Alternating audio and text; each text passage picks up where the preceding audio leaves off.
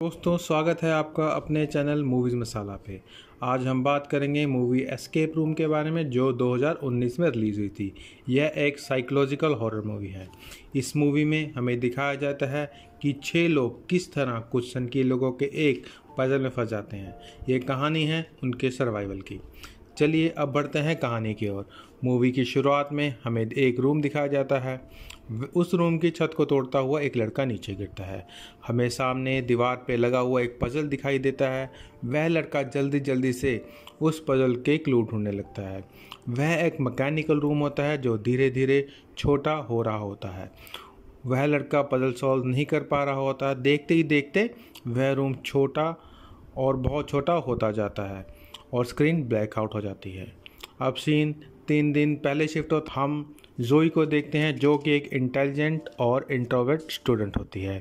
अब हमें जेसन को दिखाया जाता है जो कि एक स्टॉक ब्रोकर होता है और वह अपने काम में काफ़ी माहिर होता है। अब मूवी में एंट्री होती है बेन की। वह एक स्टोर पे काम करता है और वो अपने बॉस से अपने प्रमोशन की बात करता है, पर उसका बॉस यह कहकर मना कर देता है कि उसके प्रमोशन से उसके बिजनेस पे फ़र्क पड़ेगा। हम देखते हैं कि जेसन, जोई और बेन को एक बॉक्स डिलीवर होता है। हम देखते हैं कि वह लोग बॉक्स को खोलने की कोशिश करते हैं और काफ़ी मेहनत के बाद वह बॉक्स खुल जाता है। बॉक्स के अंदर उन्हें एक इनविटेशन मिलता है जो उन्हें माइनोस एस्केप रूम से आया होता है। अगली सुबह हमें अमेंडा और डैनी को दिखाया जाता है।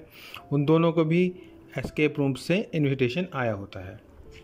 अमेंडा एक एक्स मिलिट्री ऑफिसर होती है और डैनी एस्केप रूम का एक एक्सपर्ट होता है। एस्केप रूम वाले उन सब का फ़ोन बाहर रखवा लेते हैं। अब हमें 6th पार्टिसिपेंट माइक को देखते हैं जो कि एक ट्रक ड्राइवर होता है। वह लोग एक रूम में वेट कर रहे होते हैं।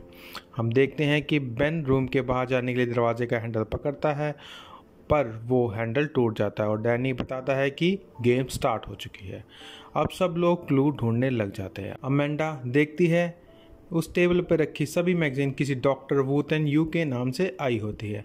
आप इस नाम को याद रखिएगा, यह नाम मूवी में काफ़ी बार दिखाया जाता है और इस नाम का राज आपको एंड में पता लगेगा। माइक को एक बुक में स्क्रू ड्राइवर मिलता है। हम देखते हैं अब रूम में लगी दीवारें हीटर में कन्वर्ट होकर ऑन हो जाती है। बेन दीवार पे लगा फायर एक्सटिंग्विशर निकालता है ताकि वो उसकी मदद से दरवाज़ा तोड़ सके, पर उसका ऐसा करते ही और हीटर ऑन हो जाते हैं और वो फायर एक्सटिंग्विशर भी नकली होता है। जॉय की नज़र फायर एक्सटिंग्विशर में लगी की पे जाती है और वो उसे निकाल लेती है। वह लोग उस की मदद से एक विंडो खोलते हैं और तभी वहाँ पे रखा फ़ोन रिंग करता है। जैसन फोन उठा के जैसे ही रखता है, कमरे में लगे और हीटर ऑन हो जाते हैं। हम देखते हैं कि अमेंडा बहुत घबरा जाती है। जोई अमेंडा को रिलैक्स करने के लिए पानी देती है।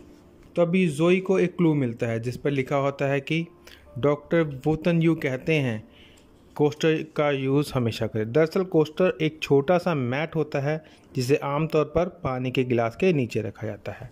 जोई टेबल पे रखे कोस्टर्स को दबाती है और दीवार पे लगी एक पेंटिंग ऊपर उठ जाती है। हम देखते हैं कि उस पेंटिंग के पीछे एक डक्ट हो। सबसे पहले जैसन डक्ट में जाता है। जैसन को डक्ट के आखिर में एक जाली मिलती है जिसको खोलने के लिए वो स्क्रू ड्राइवर मांगता है। माइक स्क्रू ड्राइवर लेके जैसन के पास जाता है और जैसन जाली खोल लेता है। अब अमेंडा डक्ट में जाती है, पर वो बहुत पैनिक कर रही होती है। दरअसल उसे वॉर के विज़न आ रहे होते हैं।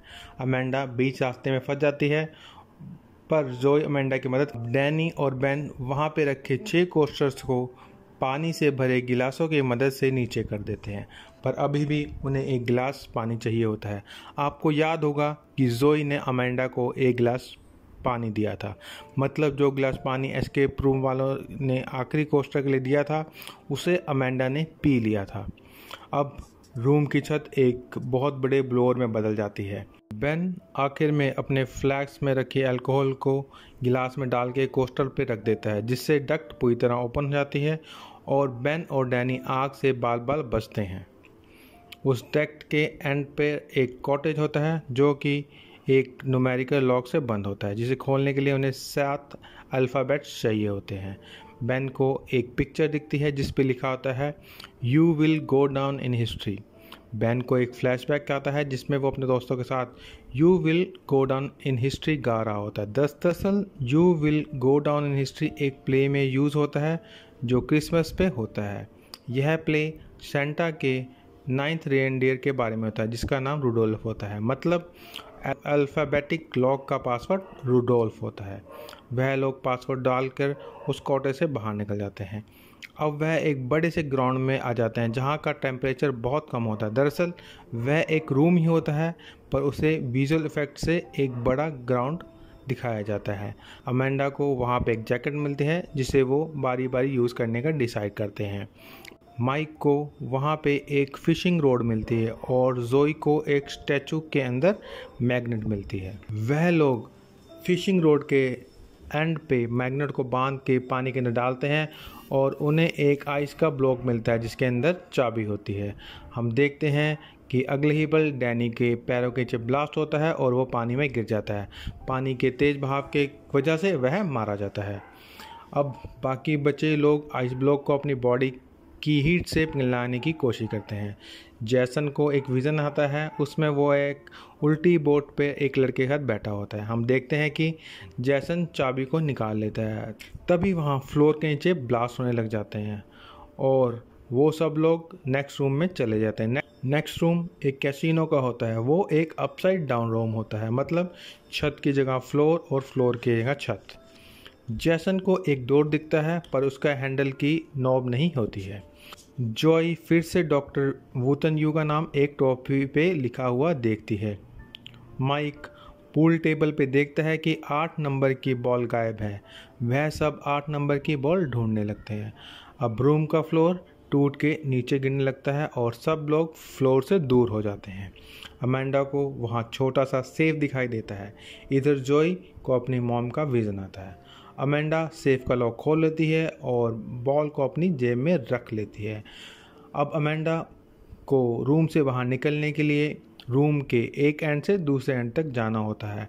अमेंडा बड़ी बहादुरी से एक एंड से दूसरी तरफ जा रही होती है पर तभी उसकी जेब में रखी बॉल नीचे गिर जाती है। बॉल को गिरने से बचाने के लिए अमेंडा भी नीचे छलांग लगा देती है। वह बॉल को उठाकर जेसन की तरफ उछाल देती है पर वह खुद मारी जाती है। इस तरह अमेंडा उन सबको बचाने के लिए अपनी जान दे देती है। जोई को अमेंडा की डेथ का बहुत दुख होता है और जोई कहती है कि अब वो एस्केप रूम वालों की बात नहीं मानेगी। खैर, अब वो नेक्स्ट रूम में आ जाते हैं और नेक्स्ट रूम एक हॉस्पिटल की तरह होता है। वहाँ पे सभी 6 पार्टिसिपेंट के बेड होता है जहाँ पर उनकी डिटेल्स भी लगी होती है। दोस्तों, आपको याद होगा मूवी के दौरान जैसन, बेन, जोए और अमेंडा को विजन्स आए थे। दरअसल वो सब अपनी लाइफ में किसी न किसी दर्दनाक हादसे से गुजर चुके थे। जैसे कि जैसन अपने दोस्त के साथ बीच समंदर में फंस जाता है और जोई के साथ एक प्लेन का हादसा हुआ था।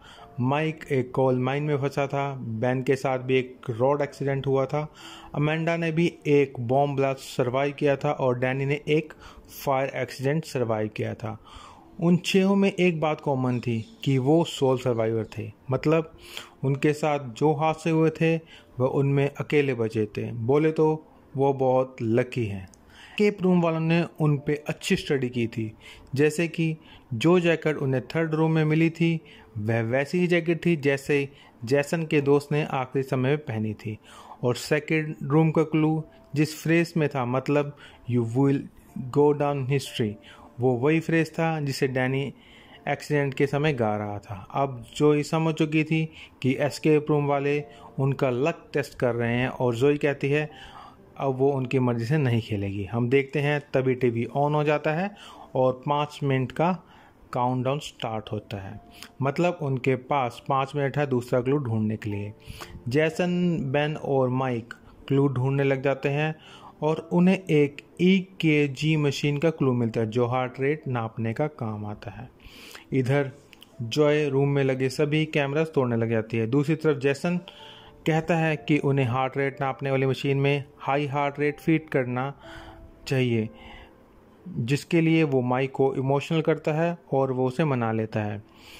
वो उसके हार्ट रेट को बढ़ाने के लिए इलेक्ट्रिक करंट भी लगाता है जिससे माइक मारा जाता है, पर इसका कोई फ़ायदा नहीं होता। जैसन को तब समझ आता है कि शायद दरवाज़ा खोलने के लिए उन्हें हाई नहीं लो हार्ट रेट चाहिए।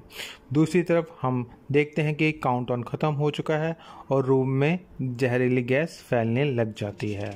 अब जैसन उस मशीन को अपने ऊपर लगा लेता है और अपनी हार्ट रेट लो कर लेता है, जिससे दरवाज़ा खुल जाता है। जैसन और बेन वहाँ से बाहर निकल जाते हैं और जोई बाहर जाने से मना कर देती है और हम देखते हैं कि जोई जहरीली गैस के कारण मारी जाती है। नेक्स्ट सीन में हम देखते हैं कि जैसन और बेन नेक्स्ट रूम में चले जाते हैं और बेन को जैसन की असलियत पता लग जाती है। दरअसल जब जैसन और उसका दोस्त बीच समंदर में फंस जाते हैं, तब जैसन अपने दोस्त को जैकेट के लिए मार देता है। जैसन का लक्ष्य से कोई लेना देना नहीं होता है। दरअसल वो एक सेल्फिश व्यक्ति होता है जो अपने मतलब के लिए कुछ भी कर सकता है। अब वो दोनों मिलके एक हैंडल को घुमाते हैं। उस हैंडल पे केमिकल लगा होता है जो हैंडल को छूने की वजह से उनकी बॉडी में चला जाता है। उस केमिकल की वजह से वह दोनों कुछ सोच समझ नहीं पा रहे होते हैं। वहाँ पे उन्हें लिखा दिखता है कि आप जाना चाहें तो जा सकते हैं, पर अच्छा होगा कि आप पहले एंटीडोट ढूंढ लें। मतलब उन्हें अब उस केमिकल का एंटीडोट ढूंढना होगा। बेन को एंटीडोट मिल जाती है। तभी जैसन बेन पे पीछे से हमला कर देता है। वह दोनों आपस में लड़ने लग जाते हैं। इस लड़ाई में जैसन के सर पे चोट लग जाती है और वो मारा जाता है। अब बेन एंटीडोट को अपनी बॉडी में इंजेक्ट कर लेता है और बेन वहाँ से निकल जाता है। अब हम देखते हैं कि बेन एक छत तोड़कर नीचे फर्श पे गिरता है। और दोस्तों, यह वही सीन है जो हमें मूवी की स्टार्टिंग में दिखाया जाता है। अब हमें दो आदमी दिखाए जाते हैं जो जोई और माइक की बॉडी क्लियर करने के लिए आते हैं। हम देखते हैं कि जोई वहाँ रखे मास्क की वजह से बच जाती है और वो उन दोनों पे हमला करके वहाँ से भाग जाती है। इधर बेन वह पजल सॉल्व नहीं कर पा रहा होता है और वह कमरा छोटा होता जाता है। एंड में कमरा बिल्कुल छोटा हो जाता है और बेन वहाँ पे बने एक फायर पिट में घुस जाता है और यह फायर पिट कुछ और नहीं, रूम से बाहर निकलने का रास्ता होता है। बेन वहाँ से बाहर निकल के एक बड़े से हॉल में आ जाता है। बेन को वहाँ पे गेम्स मास्टर मिलता है और हमें पता लगता है कि दुनिया भर में कुछ अमीर और पावरफुल लोग ऐसी गेम्स देखना पसंद करते हैं और एस्केप रूम वाले लोगों को ढूंढ ढूंढ कर अपनी गेम्स के लिए चुनते हैं। दरअसल एस्केप रूम वाले हर बार नई नई थीम्स पे रूम डिज़ाइन करके लोगों को आपस में लड़वाते थे और पैसे कमाते थे। हम देखते हैं कि गेम्स मास्टर बेन पे हमला कर देता है, पर तभी जोई वहाँ पे आकर गेम्स मास्टर पे फायर कर देती है। तभी वहाँ लगा सिस्टम कोई ओवरराइड कर देता है और गेम्स मास्टर का नाम भी पार्टिसिपेंट में आ जाता है। बेन गेम मास्टर को मार देता है और जोई और बेन उस गेम के विनर बन जाते हैं। नेक्स्ट डे जोई वहाँ पे पुलिस लेके आती है और वह जगह बिल्कुल बदली होती है और वहाँ पे रूम्स का कोई भी निशान नहीं होता, बस सामने दीवार पे लिखा होता है नो वे आउट। दोस्तों, आपको याद होगा मूवी में काफ़ी जगह डॉक्टर वुटेन यू का नाम आता है।